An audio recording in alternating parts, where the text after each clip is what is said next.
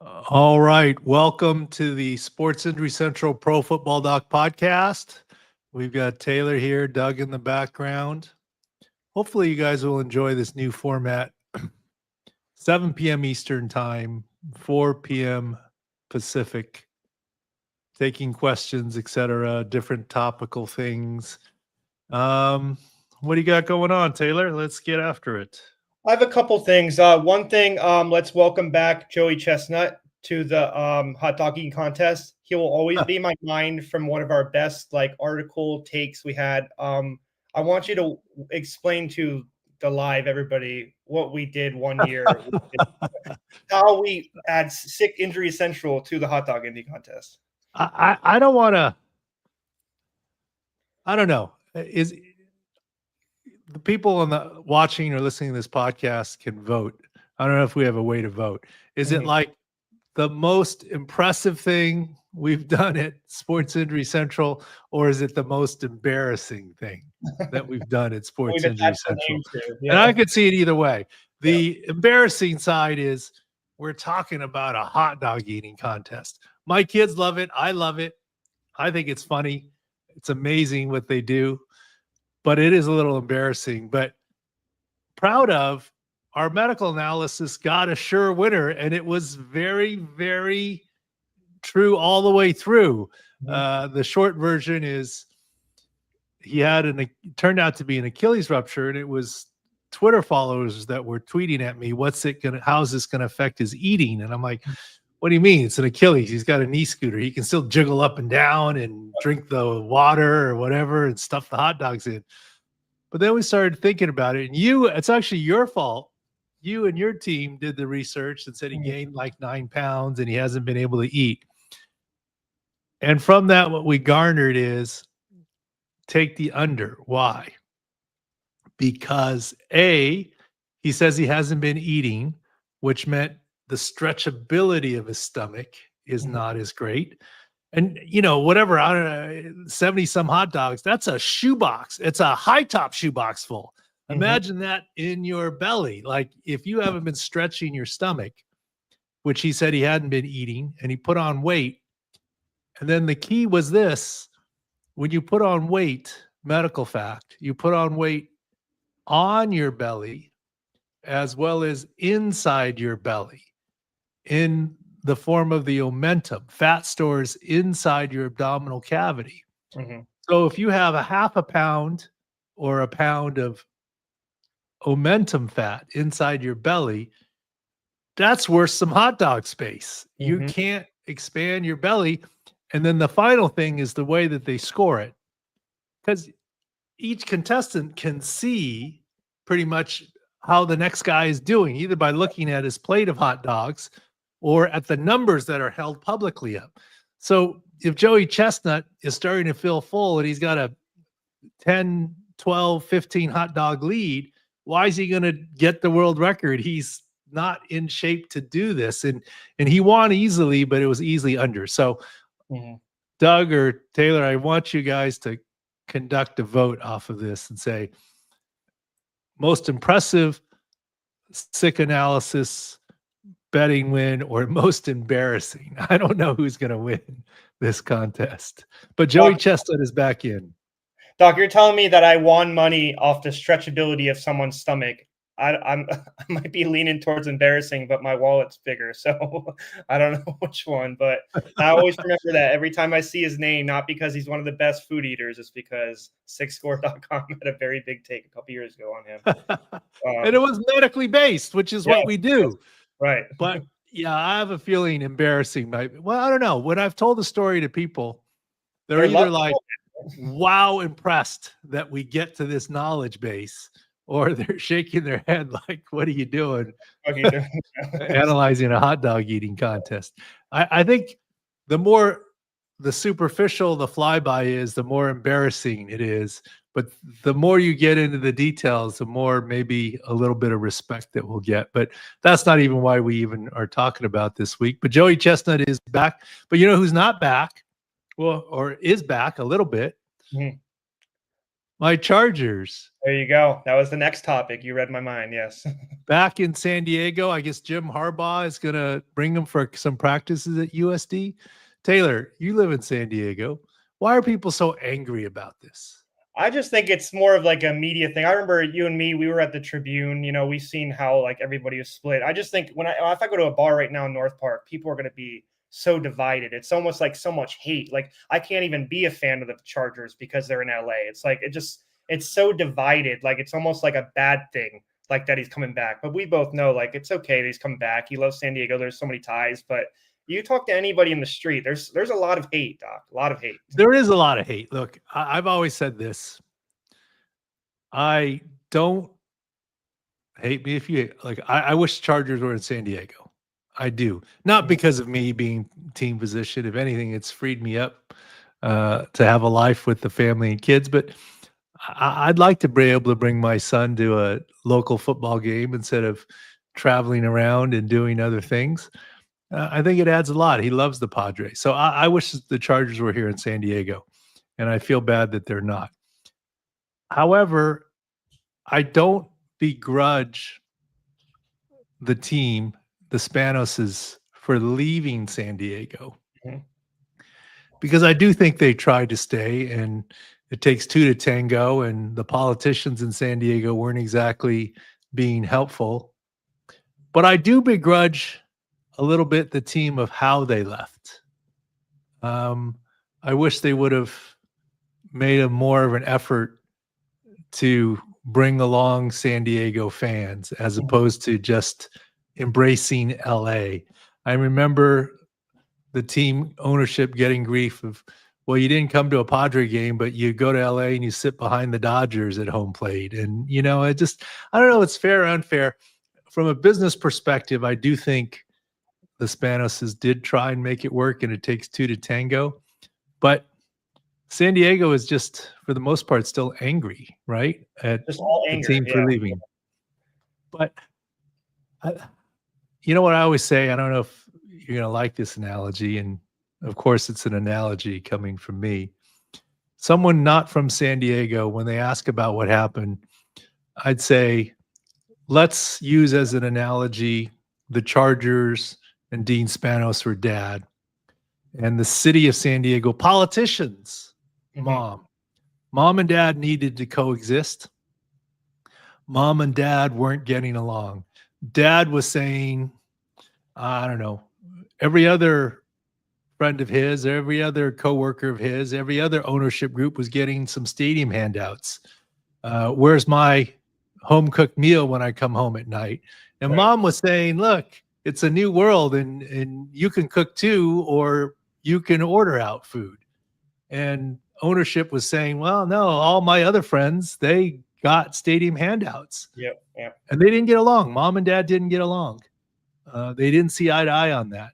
And one day dad said, I'm going to leave and I'm going to marry Miss LA.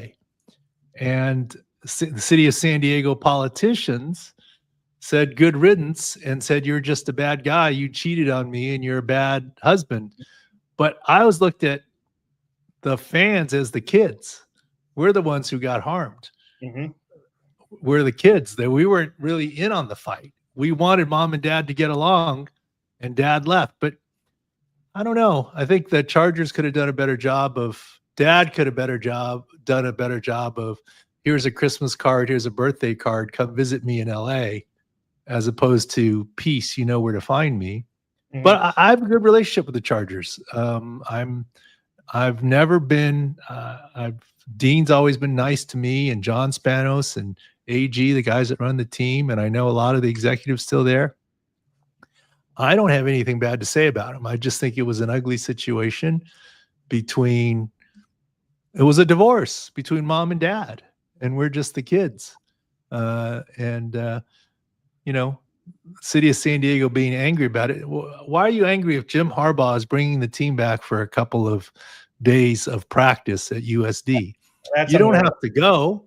Yes. But here's the thing that I don't think people understand, Taylor. Some people I heard are mad that why are the Chargers coming back now? We don't want them. And too little, too late, this, that, the other. Let me tell you something.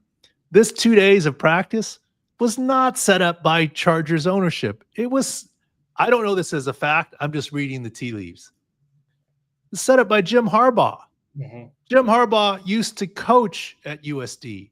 It was his first head coaching job. He turned the USD program around. He's coming home. Jim Harbaugh still has a house in Coronado. Strong ties to the area. Jim Harbaugh historically has loved the camaraderie of taking teams on the road. Mm-hmm. He took Michigan all sorts of places when he was at University of Michigan, right? In Ireland at one point, yeah, like you said. Yeah. He took a team to Ireland. Right. I mean, this was not some nefarious plan by the Chargers to thumb their nose at San Diego. We're coming to practice in San Diego. I don't even think it's necessarily we're reaching out to the San Diego community, so come join us. I think it's Jim Harbaugh says, let's go on the road somewhere. Where should we go? And San Diego sounds nice. San Diego was close to his home. It's a good place. He gets to go back. He knows the facilities. He gets to go back to his old school that he coached. He coached at USD, then got the Stanford job, then 49ers, then Michigan, and now Chargers. Going back to his roots, I look forward to seeing Jimmy. Jimmy doesn't have a nefarious plan. Jimmy's just, hey, this sounds like a good idea. I'm going to show the kids San Diego and show my players, and it's a good practice field, and let's have some fun and bond. I think that's all that it is. There's no. Oh, go on. Sorry. Yeah, go ahead. He had a busy offseason too, Doc. He had the cardiac ablation and the hip surgery. So cardiac ablation surgery. Hopefully it worked this time. We talked about that before. Sometimes, he's had that heart issue for a while. He went to the locker room like.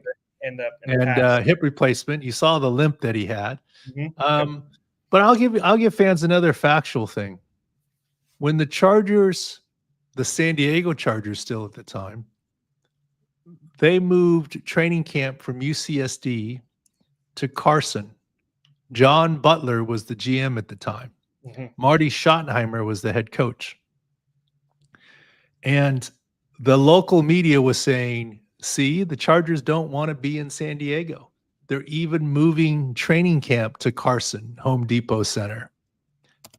And I'm like, that has nothing to do with it. That move was made because John Butler wanted a camp atmosphere. He didn't like the idea of players being able to sneak home, and they wanted players to bond, in an away atmosphere, like Jim Harbaugh was doing for San Diego a little bit. So he wanted to do it in Carson. And what's my proof that it wasn't?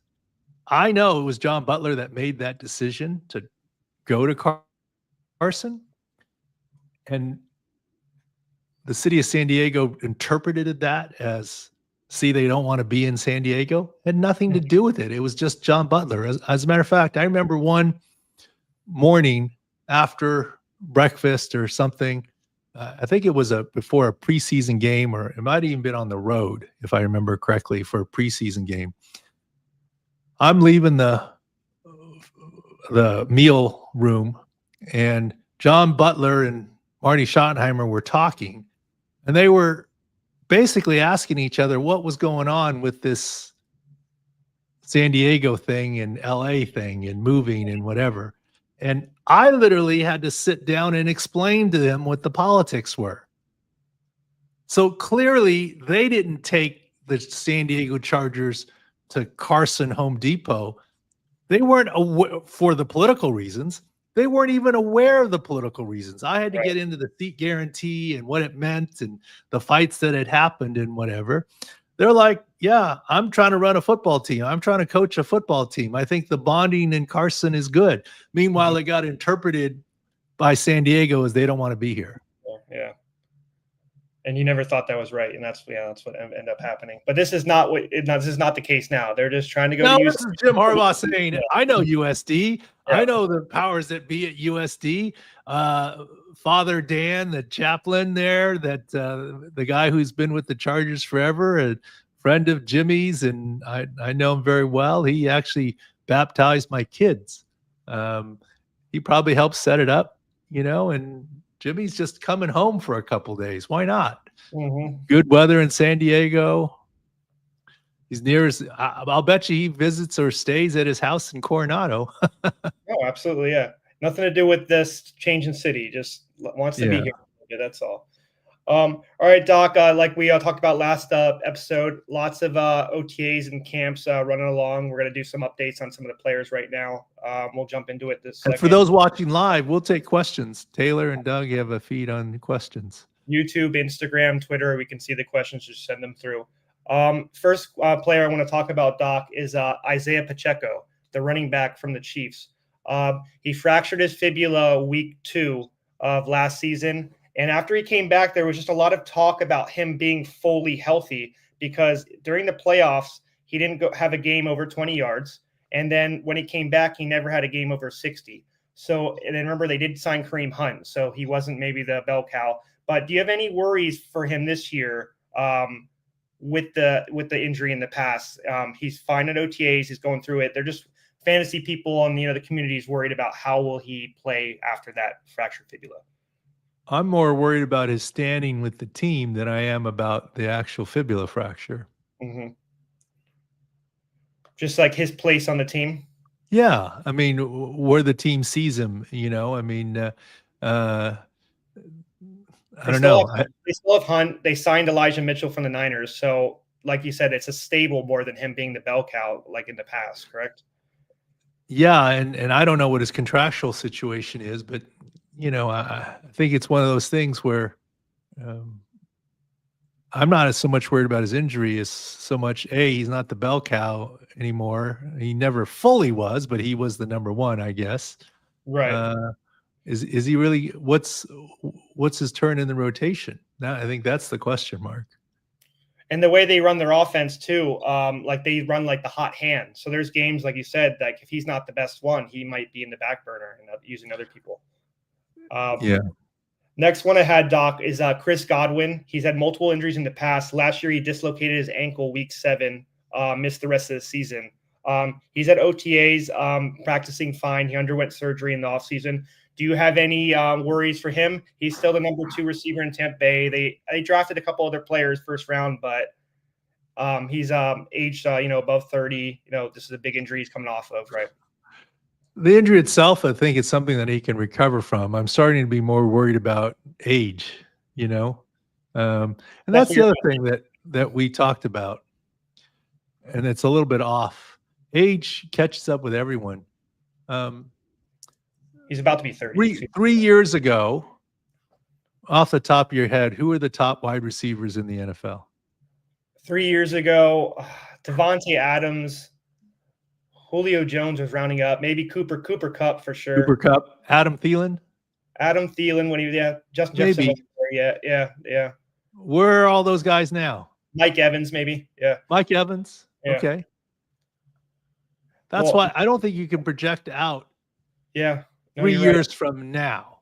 Yes. Who's going to be at the top, which is what you and I talked about a little bit. The whole flag football thing was ridiculous. Mm-hmm. Besides it being a different game, are you really going to project out 3 years from now who's at the top of their game?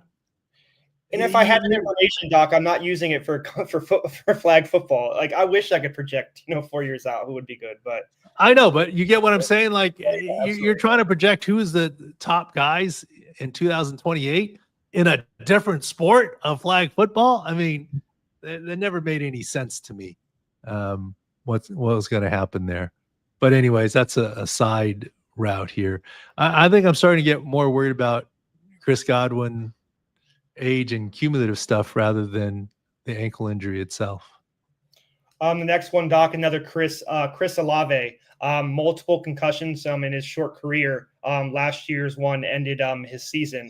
He showed up at practice the last couple of weeks, but with them having nothing to play for, you never expected him to come back. He didn't. He just come out saying he's not worried about future concussions. Are you worried about future concussions going forward? If you're trying to, I know he's not going to be drafted as high. They don't have a quarterback situation set, so he's not a huge fantasy commodity. But he's the number 1 receiver in the Saints. He's going to be targeted. Your thoughts on his concussions? Well, look, he's already missed a month with his second concussion. Mm-hmm. With his first concussion this season, hopefully he doesn't have any. Mm-hmm. He's probably going to miss a month. With his second concussion this next season, he's going to miss the season.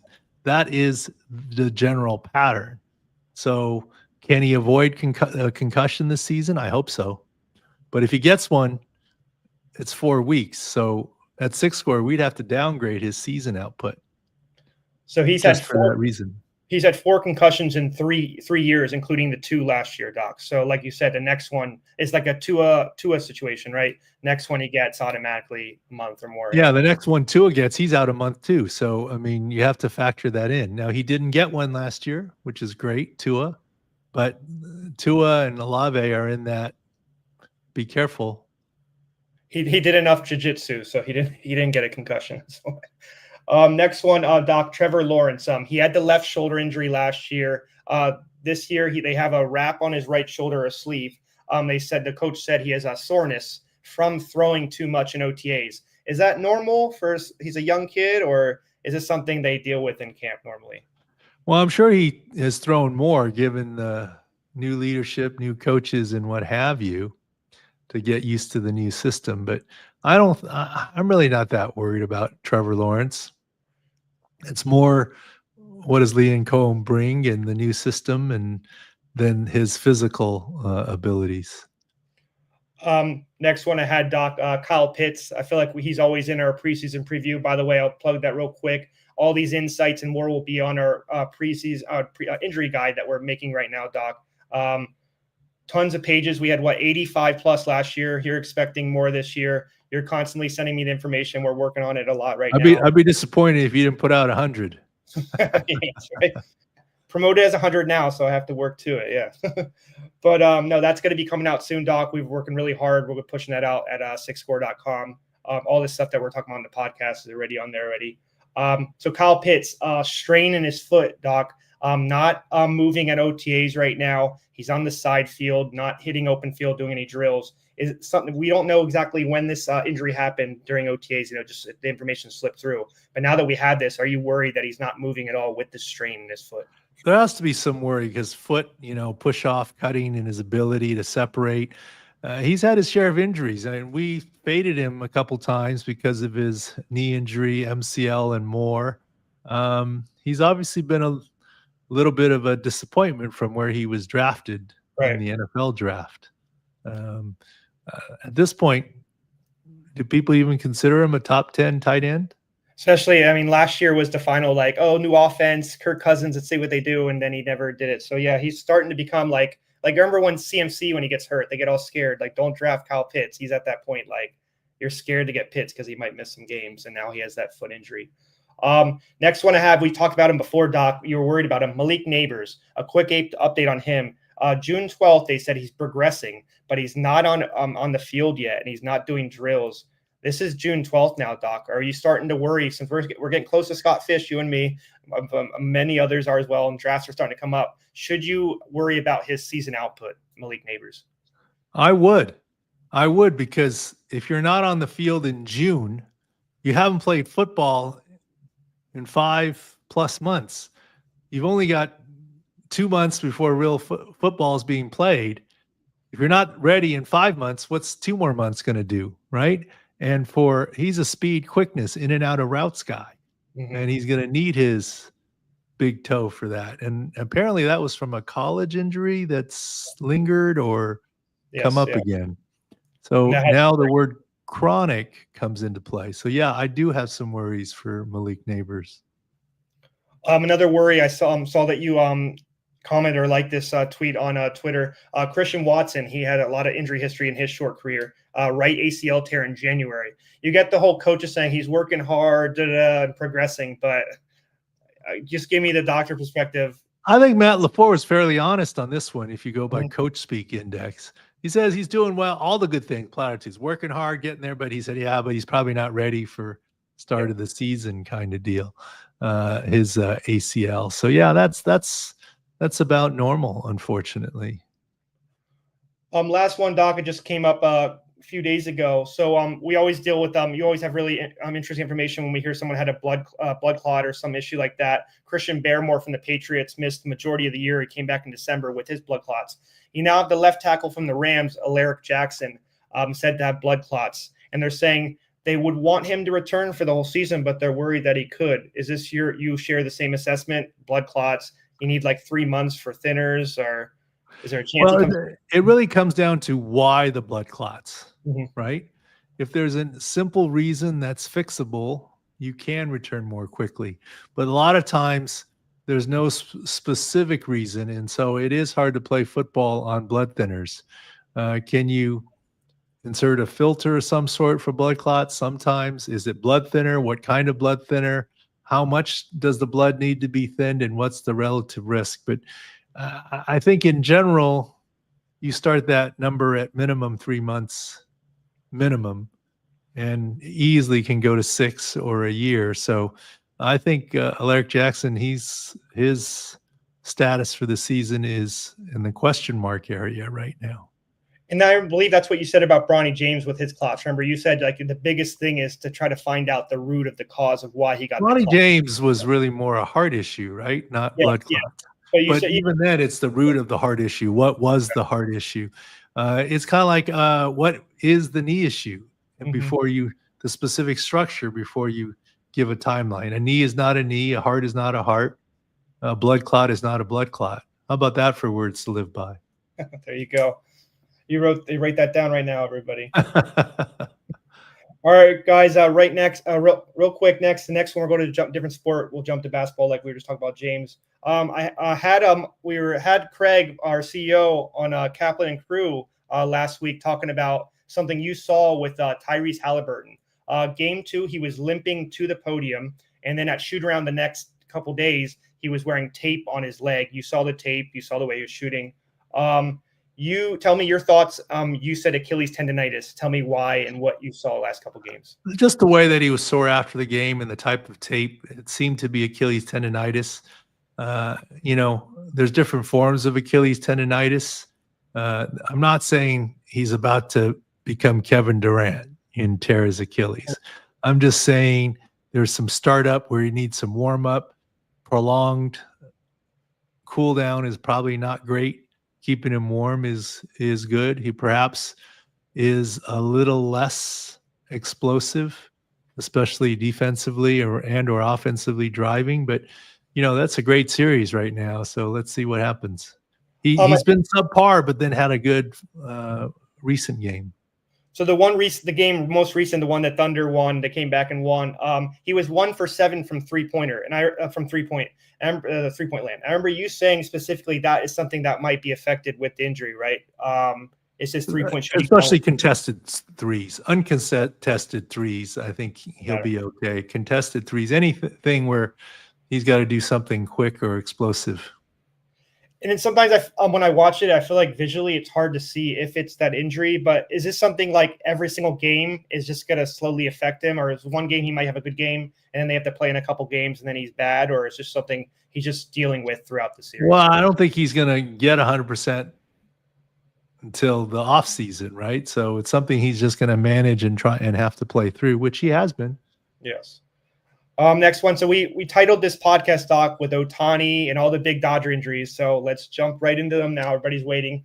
Ohtani will make his pitching debut today against your beloved Padres. There's different reports we've been hearing. We're seeing props at 1.5 Ks. So for me, that tells me he's not going to be out there long. I've heard you heard on the radio that it might be 3 innings, maybe even 1. Your thoughts on how they brought him along with the UCL in 2023 and the recent shoulder, one on each? Well, apparently he says he's ready to go, so they're going to pitch him. If you go by the typical, Shohei Ohtani is superstar. Mm-hmm. And it's not like you can send him down to do a handful of rehab assignments. The Dodgers need him. He needs the bat. Yeah. He hasn't had the rehab assignments you normally would have. And if you haven't had the rehab assignments you normally would have, he's not going 5 innings today. Now, is he going 3, 2, 1? I don't know. I think Dave Roberts is going to have a tight leash on him. If you look at Dave Roberts' history, he's had a tight leash on pitchers. I think if anything, the Dodgers are short pitching. They say, this will give our club a big boost, even psychologically. Shohei says he's ready. I'd be surprised if he goes beyond 3 innings. I mean, it's probably about 2 innings is the, 6 outs is the over under if he's cruising. it's probably 30 pitches, right? That's the normal for a rehab outing. Now this is playing the Padres, and I'm sure we'll talk about Jackson Merrill, etc. But this is his recovery from 2023 Tommy John surgery. Mhm. It's not last year's shoulder surgery, left shoulder. This is right elbow. Remember, he throws right, bats left. Mm-hmm. So that's key for him. You'll see him tonight. Yeah, I was just talking to you. I remember just talking to you for hours this morning. Just how do we attack this from an injury standpoint? Because we just saw he might not pitch a lot, but the numbers. I mean, honestly, I think it's a Dodger bullpen game. And it was already set like that. So now that you have him even helping the Dodger bullpen, taking another arm maybe to use, like you said, maybe there's value in that. If I don't think they have these wagers, and like I always say, I don't bet because I'm in California. I don't want to do anything technically illegal, but if they had a wager, yes or no, Shohei Ohtani pitches the most innings of a Dodger pitcher today, I'd say no. I would take that at minus like 200 too. I believe you on that. And the guy who comes in after him is going to pitch longer than Shohei does, as long as he doesn't get off. If they have his K prop up, which they never usually put the reliever K props up, that's the one I would do because, like you said, he might for sure be in for longer than 2 innings. Big thing that you mentioned though, the Dodgers pitching has been hurt all year. Snell is on IL still. Tyler Glasnow, Tony Gonsolin, and Gavin Stone. So that's 4 starters that are on. So like you said, they might be bringing Ohtani just to make sure they don't have a lot. I don't think it's the Dodgers forcing Ohtani. It's Ohtani said, "I'm ready to go," and they're like, "Well, we can't exactly ramp you up down in AAA or AA. You got to be up here hitting. Yep, we'll throw you a little bit. Let's see what happens." He's starting, I think, more in name only. So next one I had one of the pitchers too. I didn't mention. So this would be the 5th starter is Roki Sasaki, the Japanese sensation pitcher they just assigned. So he has a shoulder impingement in his right shoulder. He's been on since May 13th. A couple of days ago, they just said he's done throwing and they're not going to throw for a while. They need to see what's going on. His story is interesting because when he signed with the Dodgers this offseason, he was already like there was rumors that he needed surgery already. And there was a big thing about him is that he's starting to drag his arm now because he changed the way his extension increase he made from 6.3 feet in 2023. And now he's his extension increase from pitching is 7.1. So that's a pretty big increase. And they said maybe him dragging the arm is causing issues to his elbow and shoulder, which he has in the last couple of years. I know that's a lot of baseball numbers I'm throwing at you, but there's a lot of rumors because a lot of Dodgers pitchers last 2 or 3 years, they've been getting hurt, and there've been a lot of IL, games on, they're trying to figure out why, so it's just something that since May 13th, something happened and now he's not throwing. So I just want to. Well, I don't think he's close, but then again, my poor Padres. I said Michael King. What did we say about Michael King? You said it's not just a shoulder to sleep on, right? There was something else. There was a nerve issue. Yep. And what did we say back then? That this is not just a slept-on funny thing. If at the time he was put on 15-day IL, I was like, if the Padres could assure that he was back after the All-Star break and at 100%, I would say take it. Mm-hmm. We haven't heard too much from him since, and now All-Star break is close to a little over 2 weeks away. Mm-hmm. Next one, I guess you already mentioned his name, Doc. Jackson 3 Merrill. weeks away, I guess, a little further. Middle of July. Yeah. Jackson Merrill hit the 7. Every time he texts me, this guy's going on 7-day IL. I should bet on that because it's like 4-0 the last couple of weeks. You did Byron Buxton earlier from the Twins. You saw Jackson Merrill when you're watching the Padres game. I assume you saw him woozy. 7-day IL right now. I mean, I look. I was out with the family. We were at a pizza place, and they had the Padre game on, and that's why I was like, texted you guys WhatsApp. I was watching the game. I'm like, it didn't look like a lot, but we often say concussions, it doesn't look like a lot. It was a tag to the forehead. It wasn't like a knee to the forehead. It was a tag at second base to the forehead. And moved his head a bit. It didn't really look like much at all, but he seemed to be clearly woozy, and he was removed from the game. Now, I'm sure the team is like saying, boy, we want to do what's right for this young guy, But if we can avoid 7-day IL, we really need hitters right now. And he bats cleanup and he's the stud. But bottom line is, how are you as a team physician or as a club going to defend yourself if you removed a guy for being woozy? And then how do you explain why he was woozy without having a concussion? Right. I don't think you can explain yourself out of it. That's why I was like, he's 7-day. There's no question he's going to be 7-day. When you hear the word, and I'm not saying the club was trying to do something and get out of it, but the tendency is, okay, let's do what's right by him, but do we really need to put him on there? Well, if he's woozy, yeah, you don't really have a choice unless you can explain there was a non-concussion related reason for him to be woozy. You showed that he somehow had an inner ear issue that had nothing to do with head injury or something. And that's the only way you could explain your way out of the 7-day. But yeah, he's there, and we'll wait. How long? Do you expect? I guess it's a give or take. Sometimes it's a longer than a week. Sometimes it's exactly 7. Right? We just have to wait and see with his progress. Well, on the TV yesterday, I don't know who said it. They said he was still woozy that next morning, which doesn't particularly bode well for just 7 days. Yeah. All right. Last thing I have, Doc. Sick picks. We're continue rolling on multiple sports. We're gonna have our NFL futures coming soon. MLB's going along. 3-star picks are above 60%. WNBA is doing really good. Speaking of WNBA, Doc, you saw Caitlin Clark return from her quad strain, scored 30 plus points in her first game back. She looked okay, so good for her. She's shooting Steph Curry threes. Yeah, she's shooting from the logo kind of thing. Yes, exactly. Yeah, that's pretty good. Still closer to 4 weeks than 2, but good job that she returned. Good job that she returned for sure. Right, Doc, then that's all I got. We have all these multiple players you can go back on and check their statuses. We talked about Nabers, Pitts, and more. Go to sixscore.com for multiple insights on all sports as well.